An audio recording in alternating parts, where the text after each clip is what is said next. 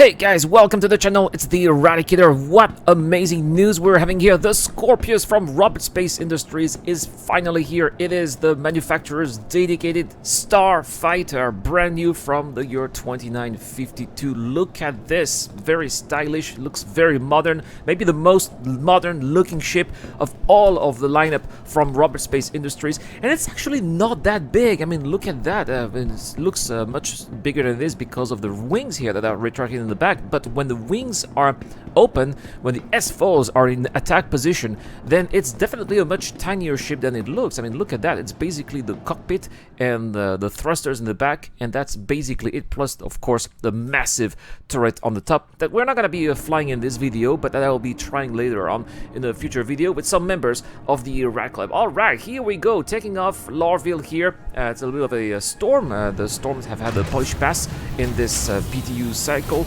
Look at this already in S4s in attack position. As soon as you get rid of the landing gear, you retract him. But if you press left K, this is what's going to be happening. You press left K and the wings are going to be retracting just like that.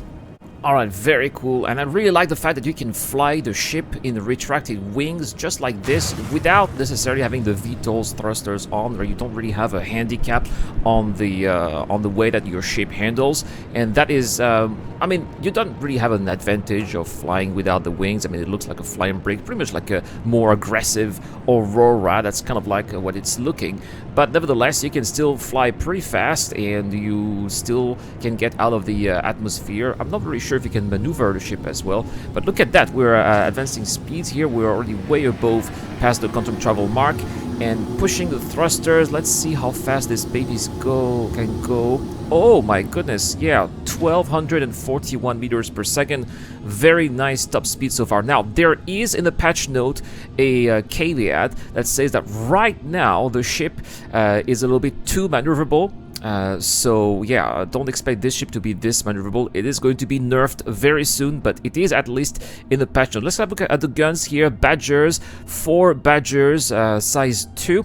Each with 63 shots by default. Of course, you can modify that a little bit if you decide to divert more power onto your weapons. All right, let's pick up a mission. I was looking for bounty hunting. Don't really have any bounty hunting here. Maybe a little combat assistance. We got definitely call to arms. Is there anything else here? Mercenary. Oh, that's just a kind of a boring mission. I don't want to be fighting prospectors as well. I guess we'll take a service beacon. Aha! Bounty hunting here. Oh no, I don't want to go to Yela. No, we're definitely not going to be doing that. We will fight in open space. That's all right. I mean, the payouts are pretty good now for the combat assistant beacons. Let's take this one here. It's 73,000 kilometers away for 17,000 of a UEC. Definitely a fight worth taking, and we'll see if a single RSI Scorpius is able of taking the job. Now, this particular combat beacon is supposed to be a basic one. It's not the highest payout. You have different scenarios, right? So I think that since it pays less, it's going to have less ship to be destroying.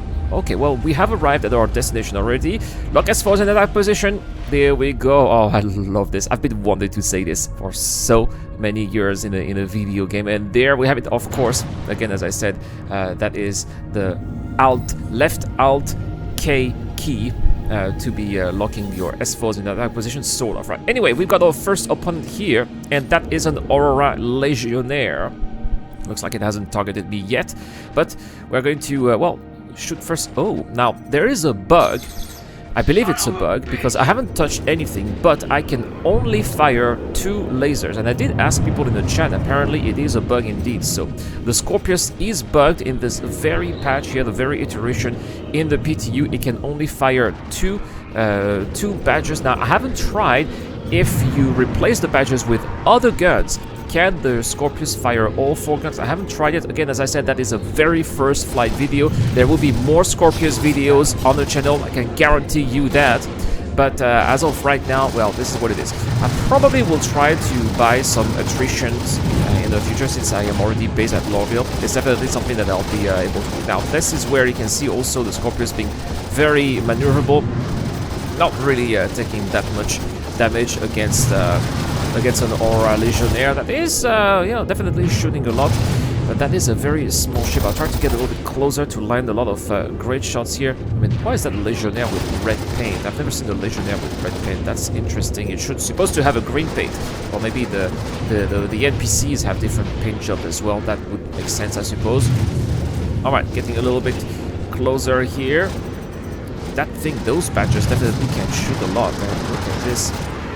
I'm using the fixed weapons. I overall find that fixed weapons are a little bit more reliable than gimbals. I'm a big fan of gimbals, actually.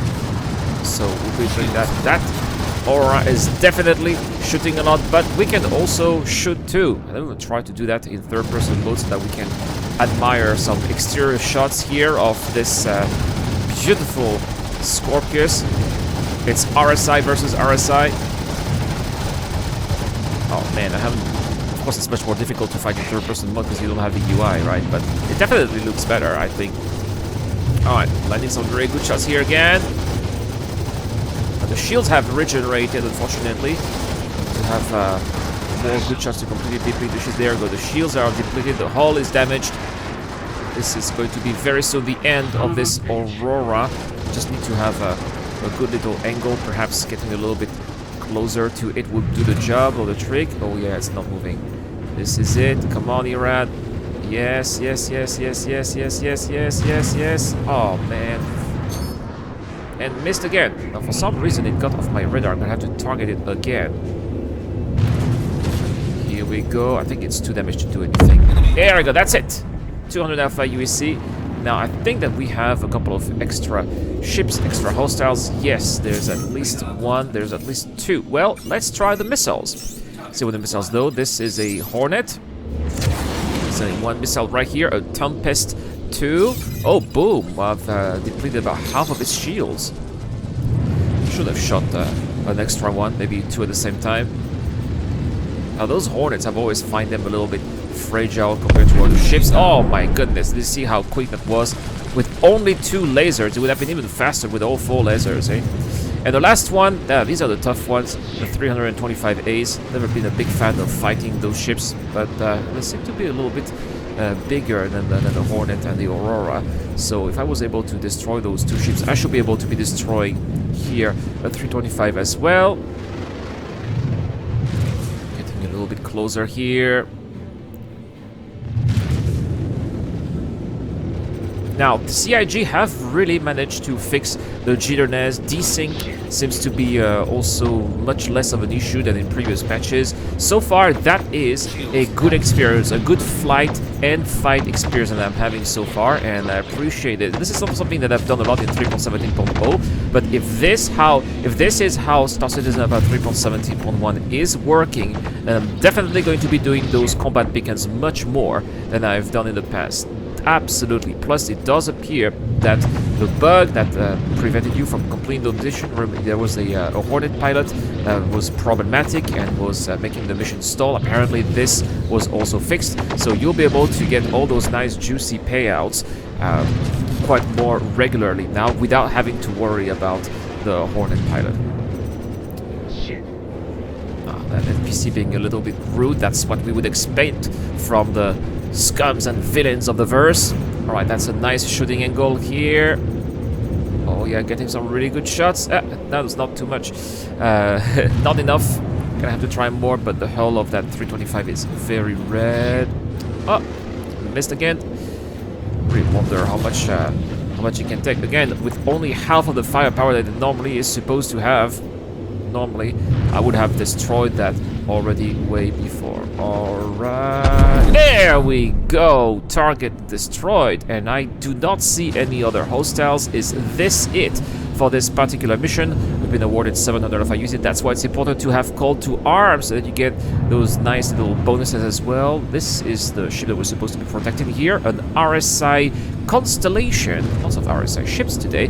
Objective complete! Wonderful! This is the end of this mission. My very first completed mission with an RSI Scorpius. Look at how tiny it is.